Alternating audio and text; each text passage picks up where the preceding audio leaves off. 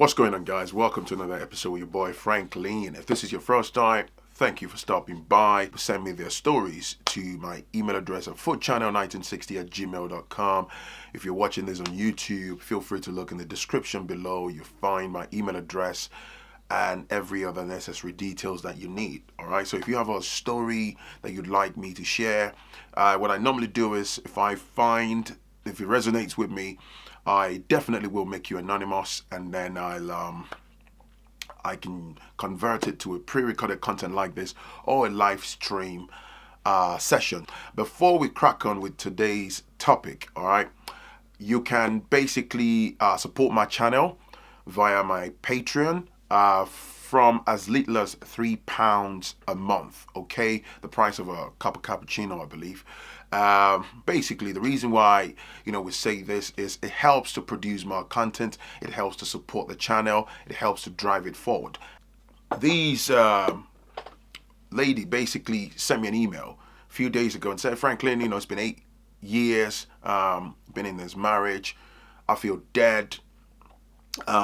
There is no, basically she doesn't feel the attraction, the emotional bond with her man is dead. And then she went into several paragraphs of narrating how there's been domestic issues, there's been so much argument around finance and all that. So she's long and short is she basically is just saying she lays there and will just make love to this brother in the name of fulfilling righteousness, and but she feels like a wood.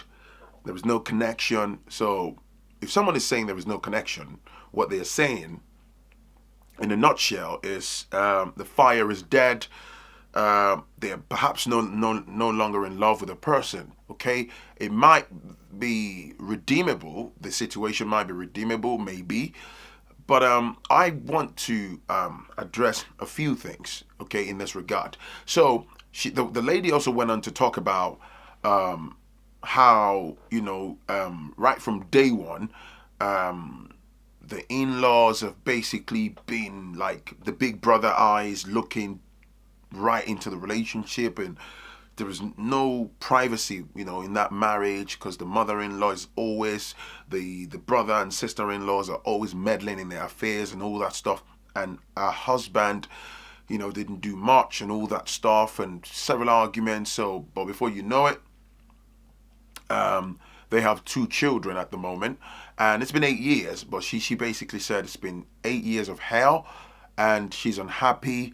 She doesn't know what to do. There's all the like I always say, the toxic culture, side of things, whereby even with everything she's going through, there is a pressure from her side of the family that you dare not walk away from that relationship or keep your head down, don't talk back, you must keep taking. And she emphasized particularly on, Phrankleen, every time I try to sit down with my own parents, they hijack my personal concerns from within my relationship with my husband, and they always flip the script and manage to make it about themselves, where they talk about, oh, you're bringing us shame if you do this, or what do you think people are going to say about us? It's always about them.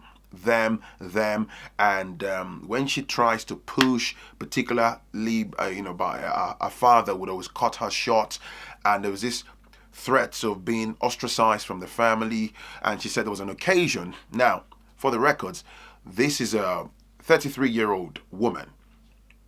She said when she was 31, she kind of got into a little bit of a frictional type of, back and forth with her dad. And because she was saying, Dad, you're not listening, and this and this and this. And then she said the dad slapped her face and said, how dare you raise your voice? She said, with reference to that particular occasion, she was frustrated. She was telling her dad about how she's cornered in that relationship. She's dealing with emotional breakdown, and her dad, basically absolutely insensitive, shut her down, would always make references to the scriptures, to the Bible and whatnot. He's a very religious man, and he would ask her to keep quiet. So she had a bit of an outburst and said, you're very insensitive, Dad. Why do you keep doing this to me? And he slapped her in the name of her being disrespectful and stuff. So she said since then, She stopped talking to him about all this, but she's still in this palaver. Now, this is what I want to talk about. You get the gist, right? So, intimacy, right? In most relationships, and I'm talking within our communities and stuff, and this, of course, this goes beyond our community. You see, the issue of intimacy, when you hear the word intimacy, most people might think you're talking about the actual, love making and all that stuff. Intimacy usually denotes mutual, vulnerability. It denotes, openness. Okay, it goes beyond the love making. We can use that to describe the love making side of things, but a lot of people, this is why I normally say in my video that you got to find friendship. You got to find friendship in any relationship, this partner. Forget the conventional labeling, husband and wife, man and woman, whatever, right? You've got to find friendship. So a lot of people are trapped within the confines of this so-called relationships whereby there is no intimacy. Soul intimacy is king. So if you're not soulfully, or let me say, if you're not bonded intimately, you cannot share each other's vulnerability. There is no openness that goes deep down into the core of your soul. Everything else will fall apart. So some people, now the problem is, from what I gleaned from this woman's story, unfortunately, when you choose a life partner, and picking a life partner revolves around religious sentiments or religiosity, imposition of some scriptures, or you've got to do it this way because a particular book says this way, right? So what that does is it erodes, it crushes your ability to be able to decipher, to be able to make your own clear choices and look at that person critically and say, is this person the right person for me? Why is it that I want to spend the rest of my life with this person, right? But in most cases, you don't talk back, you don't ask questions. Religiosity, you're blinded. Everything's take you to the feet of Christ, take you to God, take this, take that. So most people, for the most part, and I tie that into the ongoing pandemic, it exposed a lot of these things because people are forced to be under the same roof now and spend more hours together. So now you can blatantly see maybe the person you claim to have married for 4 or 5 years, you thought you knew them, but because of routines, wake up in the morning, go to work, you go that way, she goes that way, the kids go that way, you come back at night, spend limited time before you know everybody's back in bed, you repeat the process, even over the weekend, you might even have parties and functions, and you're going grocery shopping and all that stuff. But now, because of the pandemic, everybody's under the roof, and then you start to see, and then you're like, God damn. This is exactly why the issue of domestic abuse and all these, problems have sort of skyrocketed, because you soon realize that, hold on, I never paid attention to this part of this person. I've never really seen them this way, but that's who they are. They've been like that before you actually met them, but you just probably were blinded by love or infatuated or whatever you want to call it, right? So the intimacy is powerful. The soul intimacy is a massive, tool, massive cog, crucial tool in any union. Is basically my emphasis, for these slots.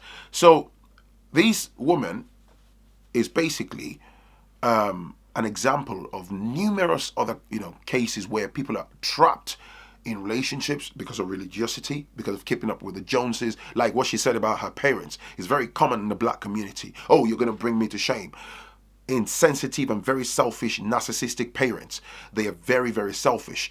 So you're telling them that, Dad, I'm a victim of domestic abuse. Mom, this is what's happening. They are too fixated on, oh, what are the such and such family going to say about me? What's the people in my church or in my mosque or in my social gathering or whatever? I don't want people to look at me. They're too worried about their public profiles, their political status, and all that nonsense. And by so doing, they leave their children, they leave you even further exposed to all this dangerous treatment that might, in the worst case scenario, end up claiming the lives of some people. So there is nothing I can say other than, if hopefully maybe your relationship is redeemable, go find a counselor. That's if your partner is willing. But when you have all these layers of complexity, a man that's spineless, that's allowing, their own family walk all over you and all that, there are a plethora of stories like that. All right, same thing, vice versa, right? But it may just be best to walk away, man, to be able to protect your mental health and your children and whatever is left of yourself. Whilst I'm not here desperately clamoring for separation and stuff, but if it's that bad, I think the obvious, choice would be perhaps to walk away, you know. So if you're watching me on a final note and yours is about, you're still contemplating and settling, man, find friendship, find intimacy. Intimacy ties in with communication, because in order for you to experience the vulnerability of your partner, the openness, all of this are tied to communication. Most people don't communicate. So communication is a major key that sits up there with oxygen, right? It's crucial. So if you don't talk about it, you're not really bonding and connecting via every opportunity that you've got. Then you have a truckload of problems. Most people live under the same roof in relationships, and what you will find is they're just fulfilling righteousness, like I said in the title. They just going through each day as it comes. They're not best friends. They're not really that close. They're just playing the mommy and daddy, games, husband and wife, and just rush through the love making. The souls are not bonded. So you always realize that they will always have cracks in their relationship. They will have problems. And that's me done. Let's keep the conversation going on below. What do you think? What do you think? Like I said, I would like to hear from you. I'd like you to share your views. Join me in the comment section below and tell me what you think. It's your boy Phrankleen, and I will definitely catch you in the very next one. Salute. Bye now.